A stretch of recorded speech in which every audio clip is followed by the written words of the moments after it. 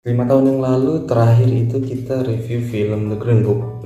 Dan sekarang kita mau mengulas film yang sama setelah vakum selama 5 tahun. Kita akan mengulas film yang sama, drama komedi, sama lahir di ajang Piala Oscar, sama-sama masuk di nominasi film panjang terbaik dan Best Actor. Dan film ini berjudul The Holdovers yang rilis tahun 2023 tapi ikut di ajang Piala Oscar di tahun 2024. Kalah juga sama Oppenheimer. Dan ini kita coba ulas film The Holdovers. Film drama itu tidak harus mengguncang, tidak harus menghebohkan, tidak harus menggeparkan untuk menarik atensi penonton agar tetap lebih betah dalam menonton filmnya, maupun menarik simpatik penonton terhadap karakter-karakter yang ada dalam cerita, bahkan sampai emosi penonton di dalam keseluruhan ceritanya. Lewat kesederhanaan pun film drama mampu memicu emosi, atensi, maupun simpati penonton. Dan itu yang berhasil diterapkan oleh Alexander Payne selaku sutradara film The Holdovers ini. Diduetkan sama si penulis David Hemmingson, mereka mencoba mengusung tema kesederhanaan dan kekeluargaan yang sangat simpel dan mudah dipahami, mengambil latar tahun 1970-an di sebuah sekolah asrama pria yang hendak memasuki libur Natal dan Tahun Baru. Sosok pertama yang kita perkenalkan oleh film ini adalah Paul Hunham yang diperankan oleh Paul Giamatti, sesosok guru sejarah killer yang paling dibenci oleh para murid dan tidak begitu disukai oleh para guru dan staf di sekolahnya karena sifat kakunya. Paul diminta oleh kepala sekolahnya untuk menjaga siswa-siswa yang tidak bisa pulang, didampingi oleh manajer kafetaria yaitu Mary. Kalau di kita sebutannya ibu kantin ya. Mary adalah wanita yang sedang masih dalam masa berduka selepas kepergian putranya yang meninggal di perang Vietnam. Ada siswa yang tertinggal bernama Angus Tully diperankan oleh Dominic Sessa, aktor pendatang baru di film panjang perdananya. Anak yang rebel, ya anak muda yang sedang mencari jati diri, masuk pintar juga. Dan dia harus terpaksa menghabiskan sekitar 2 minggu selama masa liburan bersama guru yang paling dibenci olehnya. Nah itu tadi sinopsisnya. Sekarang kita coba untuk membahas teknis filmnya, kita ulas satu persatu. Sinopsisnya begitu simpel karena memang tema film yang diusung juga simpel. Lalu kita masuk ke bedah naskahnya. Nah, bedah naskah untuk penataan babak 1, babak 2, babak ketiga. Babak pertama kita full disuguhkan dengan perkenalan karakter, maupun itu karakter utama karena kan di sini filmnya mempunyai 3 karakter utama. Paul, ada si Angus Tully dan si Mary, si ibu kantinnya. Bukan cuma itu, jadi di babak pertama juga mereka full menyuguhkan, memperkenalkan kepada kita penonton karakter-karakter pendukung lainnya, maupun itu cameo yang pada akhirnya nanti ada disempil di babak kedua atau babak ketiga film yang lumayan berpengaruh lah di jalannya plot cerita keseluruhan dan di durasi selama 133 menit, berarti berapa tuh? 2 jam 13 menit. Babak kedua disitulah kita mulai merasakan inti dari cerita yang mau dipersembahkan ke kita sebagai penonton, yaitu bagaimana mereka awalnya saling kenal dulu. Kita mulai masuk di percakapan yang melibatkan chemistry antar pemain, antar karakterisasinya. Terus kita mulai merasakan kehangatannya. Menurutku oke, secara kemasan ada beberapa minusnya, tapi nantilah kita bahas. Untuk di babak ketiga, disitulah klimaksnya. Ini yang paling aku suka di film The Holdovers, karena di babak ketiganya film The Holdovers ini tidak bersifat memaksa penonton untuk merasakan betapa sakitnya, betapa sedihnya ending dari ceritanya. Mungkin tidak bisa aku ceritakan secara detail ya. Babak ketiga ini aku suka karena memang di puncak pada filmnya, di bagian konflik sampai penyelesaiannya itu dramanya dapat tapi tidak memaksa penonton. Artinya bisa dibilang babak ketiga ini, naskah ini buat ngetes kita sebagai penonton, apa kita punya nurani, kita punya rasa kemanusiaan, dan disitulah prakteknya kita dites sebagai seorang manusia tanpa ada sifat memaksa, tanpa ada iming-iming musik yang mendramatisir. Nah itu untuk nilai plusnya. Nah, kita coba ulas yang negatifnya, yang minusnya. Ada dua hal yang menurutku ganggu di filmnya The Holdovers. Pertama, repetitif. Yang dimaksud repetitif di sini adalah bagaimana momen-momen kedekatan seorang Paul sebagai guru dan Angus Tully sebagai siswa. Momen yang dibikin drama dalam film The Holdovers yaitu pertama, kita mulai mendapatkan chemistry-nya mereka melalui obrolan-obrolan sederhana, melalui obrolan-obrolan yang cukup menghibur karena memang komedinya tuh, unsur komedinya ada di dialog-dialognya juga. Terus kita mulai merasakan kehangatan, tiba-tiba di ketiganya itu kita dipatahkan sentimennya dengan kehangatan mereka tuh ternyata hanyalah pemicu masalah. Satu contoh, kita sudah mulai merasakan kehangatan, obrolannya sudah mulai oke, terus sudah mulai bisa ngeliat mereka ketawa hai, kemudian ternyata Angus ini menyimpan sesuatu untuk memanfaatkan momen itu dilakukan selama 3 atau 4 kali. Angus Tully juga digambarkan licik, tapi di sini aku bisa memaklumi karena memang build dari karakternya si Angus Tully ini memang seorang remaja yang lagi mencari jati diri dan belajar untuk konsisten terhadap sifat-sifatnya kan, yaitu masih bisa aku maklumi. Tapi yang kedua ini yang sangat ganggu, karena yang kedua ini adalah ganggunya ketika kita sudah mulai merasakan kehangatan lewat dialog-dialognya, kita sudah mulai merasakan chemistry yang kuat melalui kegiatan-kegiatan dan aktivitas para karakter sehari-hari selama liburan. Itu diperkenalkan dengan karakter baru yang di babak pertama tidak pernah ada dilihatkan, yaitu karakter si seorang staff di sekolah tersebut yang sama liburan dia mengambil kerja paruh waktu di sebuah kafe restoran sebagai pelayan.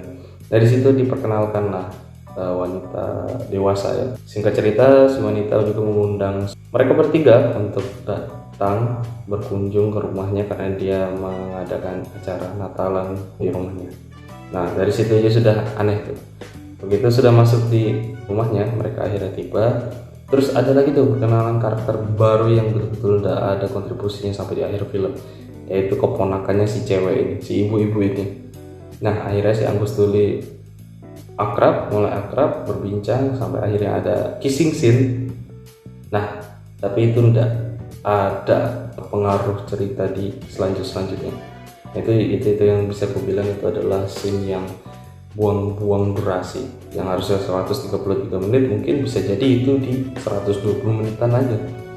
Scene seperti perkenalan keponakannya tadi sampai ciuman pun itu sudah makan waktu hampir 5 menit. Itu tidak penting karena setelahnya itu tidak ada berpengaruh di cerita, hanya cuma dimention bahwa si Angus Tully sudah pacaran sama keponakannya. Nah, kalau kalian memang mau kencing pada saat nonton adegan itu, mereka berkunjung ke rumahnya si ibu-ibu yang part time di kafe tadi, itu adalah momen yang tepat untuk kalian kencing ataupun mau bikin mie ataupun mau makan minum tuh silahkan. Pokoknya di adegan itu yang betul-betul tidak berpengaruh sama cerita. Itu sih minusnya, ada 2. Makanya di film The Holdovers ini lebih dominan ke nilai positifnya, lebih dominan ke nilai plusnya. Nah, itu secara bedah naskah ya.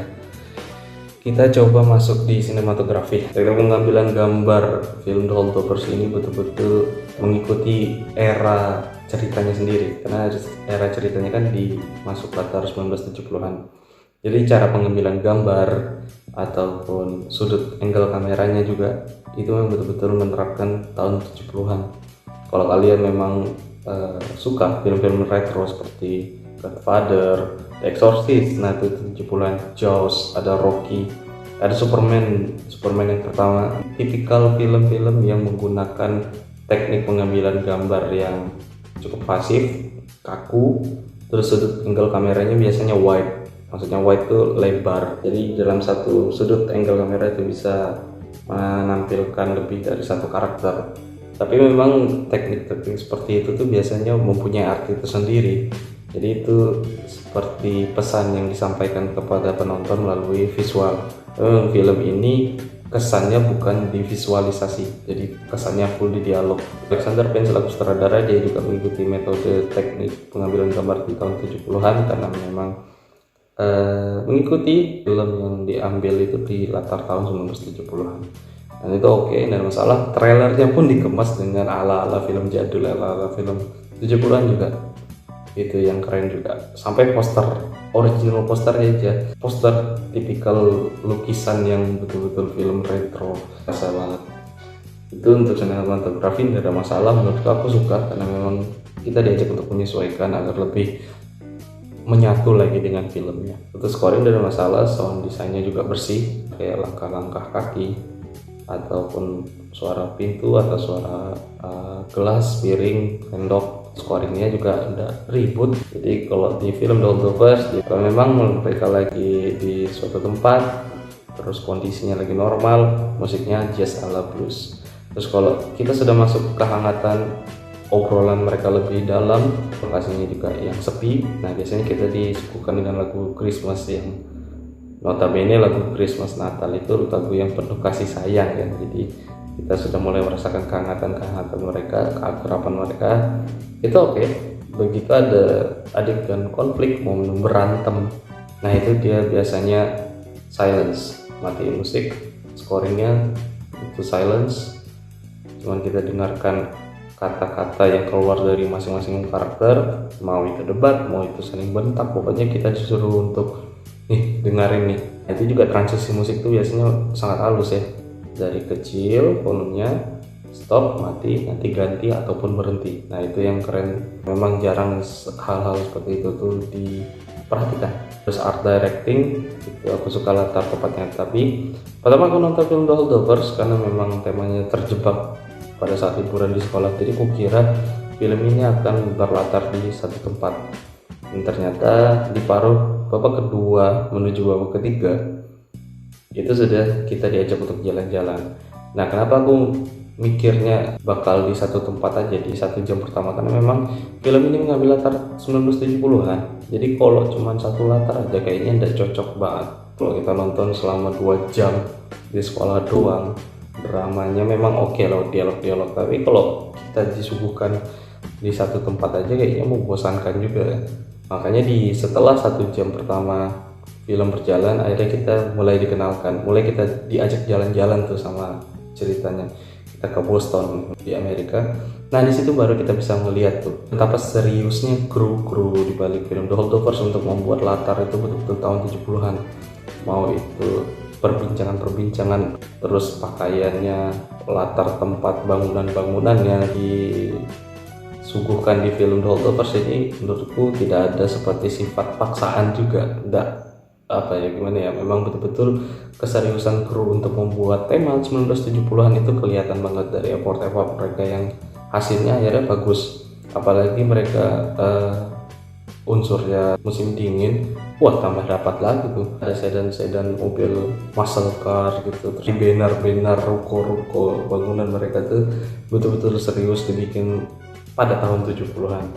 Kelompok ekstras cameo itu cuman top, udah ada aja, tapi juga dilihatkan bagaimana penampilan mereka juga diperhatikan oleh kru dan lain-lainnya. Itu yang cukup aku salut film The Holdovers, karena begitu effortnya mereka mau memerhatikan hal sekecil itu tuh, baik itu pakaian, baik itu make up, baik itu cara obrolan. Karena memang di tahun 70-an tuh rasa-rasanya bahasa Inggris itu masih formal, bahasa yang intelektual. Nah itu untuk art directing itu nilai plus yang sangat-sangat plus, karena memang ya hal-hal yang cukup memanjakan mata ya. Terus di wardrobe ya untuk pakaian dan makeup artis juga nilai plus. Memang wardrobe ala 70-an itu memang baju wanitanya terutama itu terlalu banyak corak, motif bunga, pohon, daun, apa segala macam. Terus pakaiannya rame, pakainya oversize untuk yang prianya kan biasanya. Terus pakai apa namanya sih, sweater sama fans ala The Godfather lah ya, topi fedora, baju yang identik sama desain kotak-kotak, petak-petak gitu. Dan juga wardrobe tuh biasanya berbicara juga untuk apa ya, ikut berkontribusi di film, karena pakaian itu biasanya menggambarkan ciri seorang karakter yang diperankan. Biasanya baju-baju yang dikenakan oleh karakter-karakter dalam peran itu biasanya memiliki arti tersendiri, warna, motif, corak. Dan di The Holdovers kesederhanaannya itu nyampai di bajunya. Jadi cukup polos, tidak banyak bersuara, murni dialognya yang berbicara dan karakternya yang bermain. Nah itu yang oke. Teknik editing tidak banyak memakai CGI, tidak banyak juga menggunakan visual effect yang terlalu serius, karena memang mereka ini lebih dominan menggunakan practical effect langsung. Walaupun visual effectnya ada kelihatan, kayak misalnya contohnya bangunan yang ada bannernya tadi ya. Nah itu tuh kelihatan banget, bangunannya memang betul existing, memang sudah ada, tapi mereka begitu mereka tag, terus bagian editing mereka tambahin tuh cara ornamen-ornamennya yang betul-betul menyesuaikan dengan pada tahun 70-an itu gimana sih. Nah tone ini yang paling penting, tone itu kan yang berbicara, karena gelap terang kontrasnya visual itu bisa juga terikat dengan ceritanya, berpengaruh ke ceritanya. Anggap aja kalau kita kasih referensi itu Batman sama James Bond tuh, biasanya film Batman James Bond tuh tone-nya relatif gelap, dark itu ya kita anggap aja serius lah film. Beda sama Marvel tuh sama Mission Impossible lah ya, kita sandingkan lawannya James Bond itu cukup berwarna, colorful, memang tidak seserius dan sesuram film pesaingnya. Nah itulah perbedaannya biasanya tuh.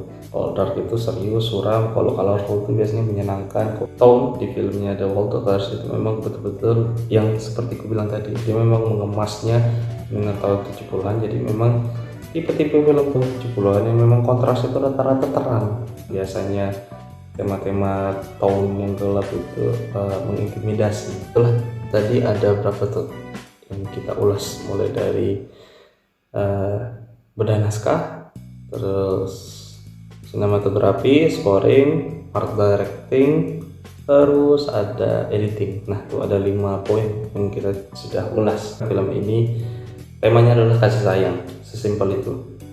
Terus secara keseluruhan filmnya dibalut dengan dialog, aktivitas dan kegiatan karakter-karakter utamanya itu supaya mendapatkan atensi simpatik dan emosi penonton. Dan itu sukses lewat dialog-dialog yang sederhana namun formal, tapi cukup menghangatkan.